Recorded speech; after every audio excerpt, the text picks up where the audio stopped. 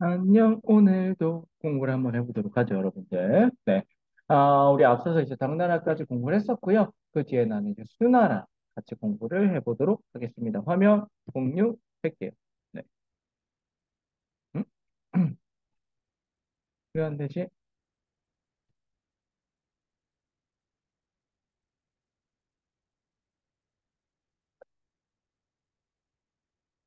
네. 여러분, 송나라와 정복 왕조라는 내용이 등장을 하고 있는 것을 여러분들 지금 확인하실 수 있을 겁니다. 우리 앞서서 여러분 이제 수나라와 이 당나라 원래는 이제 내용을 확인했었는데, 여러분 이제 당나라 말에 이제 절도사라는 세력이 등장한다라고 선생님이 말씀을 드렸습니다.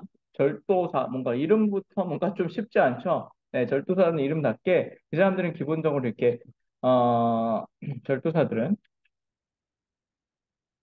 기본적으로 이제 군사력을 배경으로 한 무인들이었습니다. 네, 이 사람들이 이제 당나라 말쯤에, 아, 무력을 기반으로 각 지역을 쪼개서 가져요. 네, 이러다 보니까 얘네들이 각자 왕을 칭하고 나라를 칭하고 이런 문제점이 노출되게 됩니다. 네, 그러면서 당나라가 쪼개져서 어떤 시대로 이어지냐? 바로 5대 십국이라는 나라로 이어지게 됩니다. 그래서 지금 여러분 지도가 되게 복잡하고 지저분하죠? 네, 여러분 보시는 것처럼 여러 나라들로 쪼개지게 됩니다. 그래서 크게 이렇게 쪼개가지고 여러분 이것까지 뭐 자세하게 아실 필요는 없는데 다섯 대라는 거는 다섯 개의 나라가 정통성이 있었다는 거예요. 그래서 량당 지난주 선생님은 뭐 이렇게 외우고 있긴 한데 이렇게 다섯 개 나라들이 있고 또 각 지역에는 뭐 전초기니 후초기니 형납이니 하는 10개의 국가들이 있었습니다. 그래서 대략 여러분 한 15개 정도의 국가가 있었던 것 같다 정도만 알고 계시면 되고요. 요걸 이제 통일했던 사람이 바로 이 량당 지난주에서 마지막 이 후주의 절도사 출신이었던 바로 여러분 오른쪽에 있는 이 사람입니다. 눈썹이 벌써 성이 나 있죠. 눈썹이 성이 나 있고 눈은 마치 용의 눈을 닮은 것 같아요. 눈두덩이가 아주 두툼한 게 필러를 많이 맞으셨나? 네, 이제 수염도 아주 멋있고 매기 같죠? 네, 이러신 분이 바로 성함이 조광윤이라는 분이고요. 이분이 이제 호주의 절도사로서 이제 권력을 가지고 있다가 결국 호주를 멸망시키고 자기가 송나라라는 나라를 세웁니다. 그래서 송나라가 이어지게 되는데 송나라 이 주광윤 스스로 이제 절도사 이제 무력을 가지고 있는 절도사 출신으로서 어떻게 해야 이 나라가 안정을 찾을까를 고민을 하고 있었습니다. 그리고 어떻게 해야 이 황제가 혼자 이제 권력을 행사할 수 있는 독재 체제를 만들 수 있을까를 고민을 했어요. 그 결과물이 바로 문치주의입니다. 이런 문치주의는 쉽게 얘기하면 문과가 나라를 통치하는 주의라고 생각하시면 돼요. 그러니까 우리 무신들, 즉 싸움 잘하는 군인들이 아니라 공부하는 문신들, 즉 선비들, 당시 용어로는 사대부 사람들이 나라를 통치하는 게 바로 문치주의다. 네, 이렇게 함으로써 어떤 걸 얻고 싶었냐? 예. 그래서 절도사를 때립니다. 문치주의라니까 절도사들의 권력이 없어지겠죠? 네, 이렇게 됩니다. 사대부가 형성이 되고요. 사대부라는 새로운 계층이 형성이 되고 공부라는 대신에 이 무신들 절도사의 힘이 약해지다 보니까 군사력이 약화되는 결과를 초래하게 됩니다. 네, 이로 인해서 송나라의 독특한 정치 체제, 그다음에 외교 체제가 나타나게 되니까 요거를 한번 우리 살펴보도록 하겠습니다.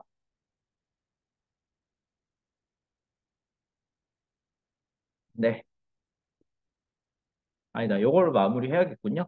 네. 여러분, 기본적으로 이 조각류는요, 형제 독재 체제를 해야 되니까 어떤 걸 하냐면, 본인의 군사권을 강화를 시킵니다. 그래서 모든 군사권을 절도사들로부터 가져와가지고 황제 직속으로 만들어요. 그리고 중앙군, 지방군이 아니라 중앙군을 강화시키고요. 그 다음에 이 문치주의니까 문신이 군대를 지휘를 하게 됩니다. 그리고 과거제 개혁도 실시하게 되는데, 기존의 과거는 어쨌든 어떤 신하가 출제위원이 돼서 출제를 하고 그거를 이제 뽑는 거잖아요. 다른 사람을. 그러다 보니까 그 뽑히는 사람은 자기를 뽑아준 사람한테 너무 고마워해서 그 사람한테 잘 보이게 급급한 거야. 황제가 아니라.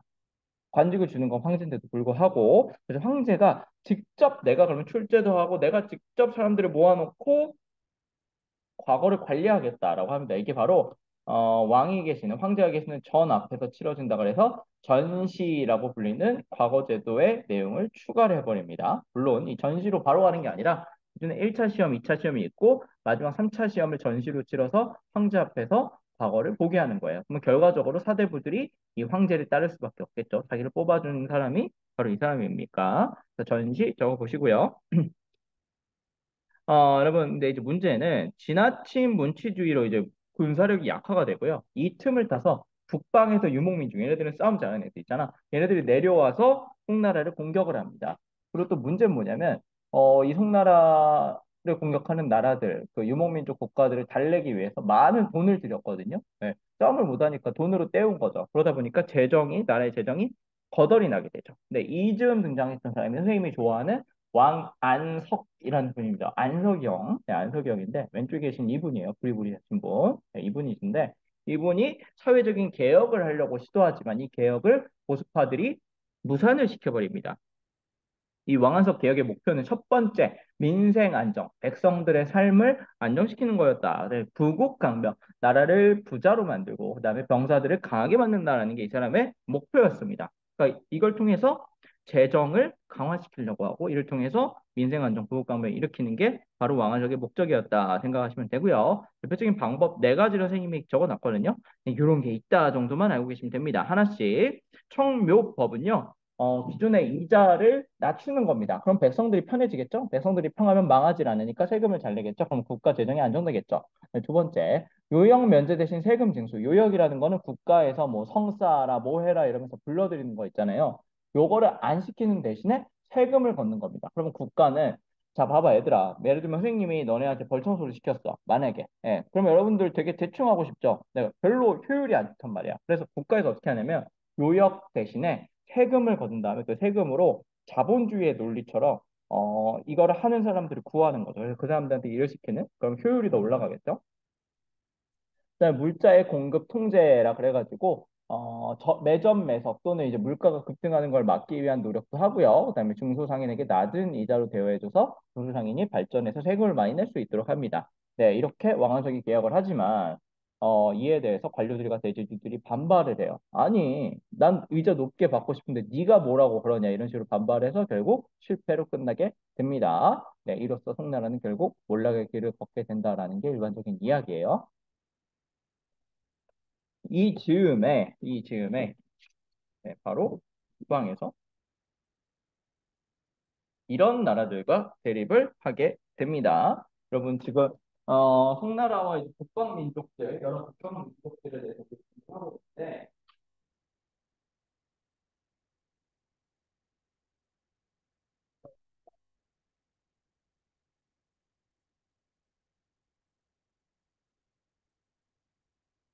두 번째 페이지 내용도 좀 살펴보셔야 됩니다. 여러 북방 민족들 중에 이때 등장하는 이제 북방 민족들을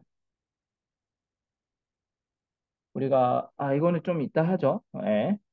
정복 왕조라고 부르는데 이따가 설명하겠습니다. 대표적으로 서하, 그다음에 거란, 그다음에 여진의 금 뭐 이런 나라들이 쳐들어오게 됩니다. 그럼 송나라랑 맞짱을 뜨게 되는데 초반에는 이 거란 애들이 되게 세게 많이 내려와요. 그래서 북송을 위태롭게 만듭니다. 근데 이제 나중에는 이제 금나라가 결국 이 북송의 수도인 카이펑을 점령을 해버리면서 네 이렇게 해서 우리 북송의 수도를 이 양쯔강 밑에 있는 여기 입 벌린 쪽 있죠? 여기로 그러니까 혀가 있는 쪽이네. 치자면 네 여기가 코, 입이라고 말씀드렸죠. 여기까지 이제 수도를 밀리면서 카이펑에서 이만 항저우로 수도를 옮기면서 나라가 북송이 아니라 북쪽에 있는 송이 아니라 남송으로 이제 찌그러지는 그런 결과를 낳게 되고요. 이후에는 이제 원나라의 공격을 받으면서 결국 네 우리 송나라는 멸망의 길을 걷게 됩니다. 우리 마지막 여러분 요 그림 한번 사진 한번 볼까요? 네, 여기 보시면 무슨 상황인가요? 웬 아기가 있는데 이렇게 포대기 같은 거 해가지고 웬 장군 뒤에 이렇게 매달려 있죠. 여러분 요게 이 장군 이름이 육수부고요. 이 아기는 바로 소재라는 송나라의 남송의 마지막 황제입니다. 이게 무슨 일이냐면 원나라 몽골이 이제 쳐들어오잖아요. 예. 그러니까 이제 이 육수부라는 사람이 이제 결국 몰려가지고 이 황제를 등에다가 이제 얽어매고 같이 이제 자결을 바다로 뛰어드는 그 직전의 모습을 나타내는 거예요. 실제로 중국 사람들은 그래서 이 두 사람을 굉장히 애절한 브로맨스 커플로 기억을 하고 있고, 춥지 말라고 이렇게 망토도 이제 들어준 모습도 있습니다. 네, 이런 식으로 해서 결국 송나라는 멸망의 길로 가게 되었다라고 생각을 하시면 되겠습니다. 이제 여러분, 송나라의 경제 발달과 서민 문화도 간략하게 좀 보도록 할 건데, 네, 송나라의 여러분. 네, 농업은요, 창장강 하류 개간을 했다라고 말씀드렸는데, 아까 여러분 창장강 하류는 여러분 잘 아는 것처럼 여기 그 입이 있는 쪽 여기를 말하는 겁니다. 여기가 이제 남송 시대 더 개간이 되고요. 왜냐하면 아예 수도 자체가 여기 청장강 하류에 있잖아요. 그러니까 여기를 더 발달을 하고 여러분 카이펑이니 이만 항저우니 이 용어도 잘 기억해 두세요. 또 모내기법이라는 농사를 시작하게 됩니다. 모내기법이라는 거는 농사인데 어떤 특성을 가지고 있냐면요. 모내기법 체크하시면 되겠죠. 모내기. 기존에 여러분 농사는 그냥 이렇게 밭이 있다 그러면 논이 있다 그러면 그냥 이렇게 뿌려요. 뿌리면 이제 무슨 일이 일어나냐면 이 뿌린 것도 자라지만 그 옆에 잡초들이 자라. 잡초가 되는 문제가 뭘까? 얘네가 원래 그 벼의 영양소를 뺏어버려. 그래서 벼가 원래보다 못 커요. 그러면 작물의 수확이 줄어들겠죠. 근데 이런 문제가 있으니까 얘네들을 이게 뽑아줘야 되거든요. 잡초를 이거를 김맥이라고 합니다. 그런데 여러분 그냥 길에다가 그냥 이렇게 직접 파종을 한다 해서 직파를 해버리면 이 잡초들이 무질서하게 자라. 그러다 보니까 이 김매기를 할 때 이렇게 했다가 이렇게 왔다 갔다 엄청 정신없이 해야 되거든요. 그래서 이런 거를 막고자 해서 등장한 게 모내기법입니다. 모내기법은 뭐냐면 처음에 요거를 심어요. 착착착착착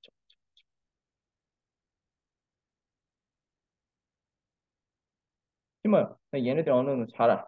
그러면 더 큰데 원래 그 논 있죠. 거기다가 얘네들을 하나씩 빼와서 옮겨 심어요.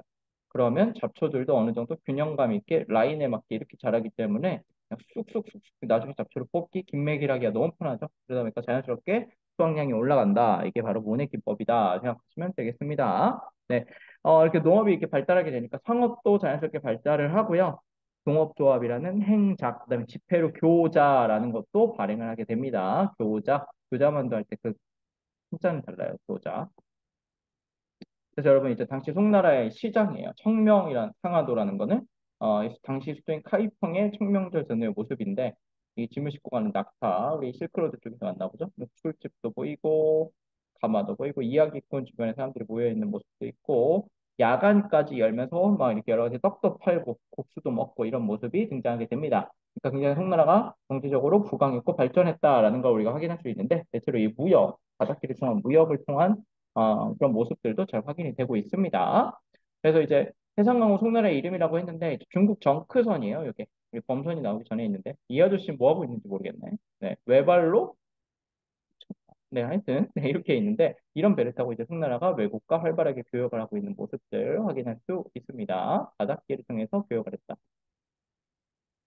뒤에 나오는 몽골은 바닷길뿐만 아니라 초원길, 그다음에 사막길, 동학교류도 굉장히 활발하게 합니다. 네, 이런 시대적인 분위기 속에서 새로운 학문 게 없네. 네. 여러분, 새로운 학문도 등장하게 돼요. 그래서 여러분 보시면 성리학 한번 체크해 보세요. 성리학. 성리학이라는 건요. 인간의 본성, 그 다음에 우주의 리치, 이치. 그래서 성이학, 이런 걸 탐구하는 학문이고 대표적인 인물로 주희라는 사람이 있었고요. 이 사람이 이제 한 거는 기본적으로 성리학은 유교, 즉 유학의 흐름을 둬요. 네, 이 주희라는 사람이 요거를 이제 집대성했다. 요거를 총정리했다 생각을 하시면 되겠습니다.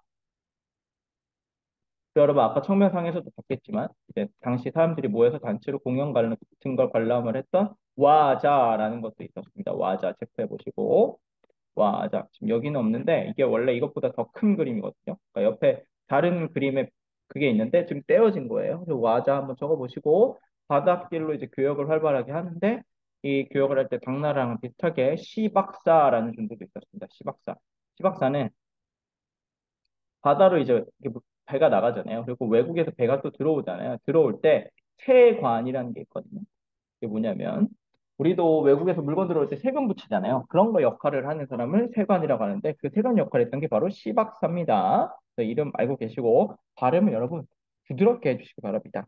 그리고 나침반 같은 걸 사용했다. 그래서 송나라의 대표적인 발명품으로 나침반, 화약, 뭐 철판 인쇄술 같은 거를 이제 거론을 하고 여기다 플러스 1, 종이까지 하면 중국의 4대 발명품이다라고 하는데 종이는 우리 중국 한나라 때 발명이 되게 됩니다. 이렇게 있고요. 그다음에 마지막 북방 유목민족 정보 강조를 좀 정리를 해야겠죠. 우리 아까 봤던 애들이에요. 거란의 요나라, 서한은 원래 탕구투족이라는 애들이 만든 나라고요. 여진족은 금나라.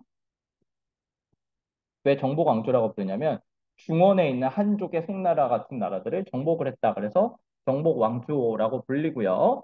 얘들 지금 이거 보여요? 문자예요. 근데 여러분 전혀 알겠어요? 모양은 한자 비슷한데 실제 한자가 아니죠. 네, 그래서 자체적인 문자를 만들었습니다. 그리고 자체적으로는 부족제를 여전히 유지해요. 부족의 형태로 나라를 유지하는 부족제를 유지하는데 또 얘네들이 정복을 해서 들어오다 보니까 기존에 살고 있던 한족도 정복해가지고 밑에 두고 있겠죠. 이 한족들 같은 경우는 고유의 군연제를 유지합니다. 그래서 이걸 가지고 우리가 이중 통치 체제다라고 우리가 이야기를 해요. 이중으로 우리 각각의 족들은 부족대로, 네, 한족은 군연제로 다스렸기 때문이에요. 그래서 거란이랑 삼국지 여진이 이런 모습들이 있다라고 보시면 되고 이렇게 순서대로예요. 요가 등장했다, 수화가 등장했다, 금이 등장하는데 금 같은 경우 몽골의 1234년에 멸망당하고 나중에 몽골이 송나라까지 멸망시키면서 이 중국 중원을 통일하게 됩니다. 네, 여러분 이렇게 확인을 하셨으면 그 수당의 과거제 vs 송의 과거제를 다룬 정쌤의 힌트 한번 보시고 네, 마무리하면 되겠습니다. 여러분 시험 범위는 여기까지고요. 공부 잘 대비하셔가지고 시험 잘 대비하시기 바랍니다. 여러분 모두 수고 많았습니다.